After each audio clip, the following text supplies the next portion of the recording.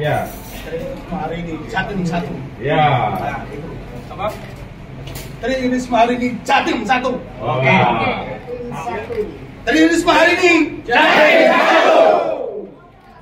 BRIN 08 Maju, berjuang, menang. Terima kasih. Ya, sebetulnya saya tidak begitu mengenal ya mereka awalnya. Kemudian mereka nyampaikan ke Pak Don bahwa mereka mau dukung saya. Jadi ini di luar itu masyarakat benar murni gitu. Ternyata mereka punya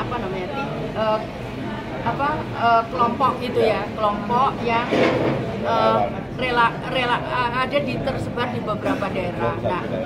Nah, mereka nyampaikan ingin mendukung saya kayak gitu. Untuk besok apakah ada jadwal kampanye?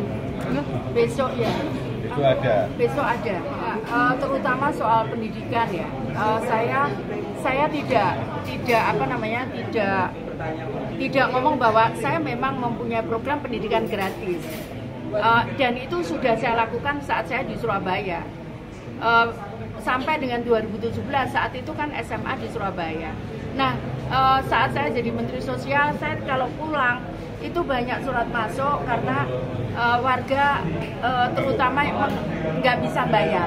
Dia minta bantuan ke saya untuk membantu untuk bayar untuk sekolah. Ada sih rinciannya berapa gitu. Ada juga yang minta untuk nebus ijazah dan sebagainya. Karena itu saya berharap seperti itu kan. Seringkali ngomong ya kita nggak bisa, pemerintah itu bukan hanya sekolah negeri. Jadi sekolah swasta pun juga harus diperhatikan. Saat saya jadi wali kota pun saya selalu punya data sekolah ini, guru ini apa, berapa, itu selalu saya punya. Nanti kalau awal tahun saya menghitung berapa jumlah anak usia yang akan masuk SD, berapa jumlah anak usia yang akan masuk SMP setiap tahun. Jadi kalau saya tahu misalkan rayon ini kurang jumlah ruang kelasnya, itu sudah dikompar dihitung dengan swasta juga. Nah, ini nanti juga akan dikompar dengan pondok pesantren dan sekolah-sekolah keagamaan lainnya. Itu kita akan compare, hitung sebetulnya di situ bisa nampung berapa, di swasta bisa nampung berapa.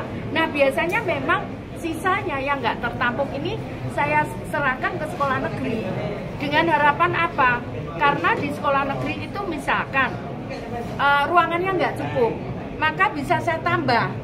Kita bisa tambah, maksimalkan, atau dipakai 2 shift gitu. Tahun ini 2 shift gitu. Nah, tahun depan tahun ini kita bangunkan ruang kelas sehingga tahun depan sudah bisa terpenuhi. Tahu SMP 1 ya. Dan saat itu ada ruang parkir itu di komplek itu sekolah. Akhirnya saya bangunkan gedung parkir di belakang. Itu kan saya saat itu yang bangun. Saat zaman saya jadi wali kota. Nah, seperti itu. Jadi mereka kebutuhannya apa? Termasuk swasta, termasuk kebutuhan guru untuk di sekolah negeri maupun swasta ataupun pondok pesantren. Kenapa? Apapun mereka itu sudah membangun anak bangsa gitu. Jadi kita nggak bisa ngomong milih hanya merhatikan sekolah negeri saja, karena semua itu adalah membangun sumber daya manusia anak bangsa. Tidak mesti apple to apple gitu ya, sama gitu, enggak.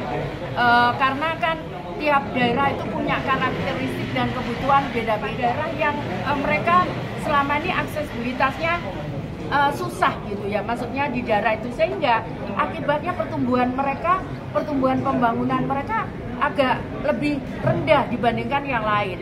Daerah Kapur, daerah seperti di Madura itu kenapa? Karena aksesibilitasnya untuk beberapa wilayah itu sulit gitu. Makanya itu yang harus dipaksakan, terutama untuk aksesibilitas. Itu yang pertama. Kemudian infrastruktur juga air. Itu kalau di Surabaya dulu saya kejar, saat saya masuk itu belum 50%.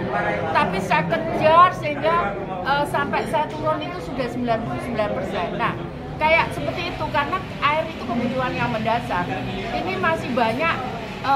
Saat saya jadi Kemensos ini saya bangun air bersih di Pamekasan, di Pasuruan, kemudian di beberapa pesantren, kemudian juga ada di di Sumenep, ada di Bangkalan kayak gitu.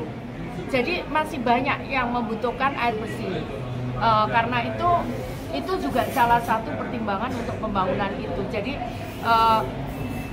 tidak mesti sama, tapi bahwa konsepnya adalah di situ ada manusia. Manusia itulah fokusnya. Dia bukan objek.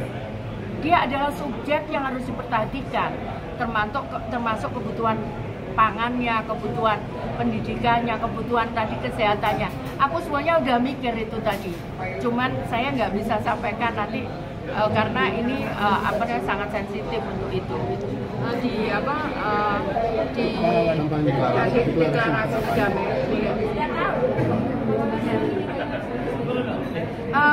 saya enggak gitu, itu ada tim yang godong ya. Sebetulnya saya konsentrasi terhadap masalah-masalah. Saya terus terang nggak konsentrasi di tim pemenangan, saya nggak itu. Bagi saya itu nanti itu yang akan menjadi beban itu ke saya gitu. Itu yang sekarang lagi saya pikirkan terus. Jadi seperti garam di Pamekasan, gimana bisa bisa kualitasnya menyamai garam industri impor gitu, supaya ya saya yakin kalau harga itu bisa ditekan, baik industrinya, industri yang menggunakan garam industri maupun garam nelayan petani ini. Saya yakin itu bisa naik, kemudian dia juga bisa turun untuk harga itu kalau kualitas garam ini bisa disamakan dengan garam industri. Nggak bisa. Oh ya, kamu tak bisa. Kamu tak openi untuk misalkan makan ya. Untuk misalkan supaya dia bisa makan, saya tingkatkan pendapatannya. Terus kemudian dia punya anak, nggak bisa sekolah karena kena masalah rayonisasi. Kemudian dia mau jual produknya, nggak bisa karena infrastrukturnya nggak ada. Nggak bisa seperti itu. Di Surabaya pun aku bangun karena ini yang dibangun manusia, bukan kata benda.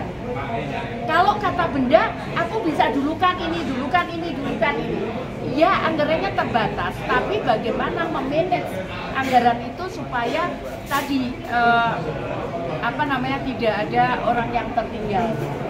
Bu, tapi sudah melakukan pemetaan Bu setiap case di setiap kota? Ya, saya melakukan langsung. Begitu ada case seperti ini, saya langsung malamnya saya nanya-nanya, ini gimana misalkan tembakau, ini gimana gitu, soal ini. Saya langsung nanya, tolong dicek soal pendidikan, tolong cek ini, itu bagaimana masalah pendidikan, masalah di pesantren, masalahnya apa, kayak begitu, masalah air bersih, masalahnya apa.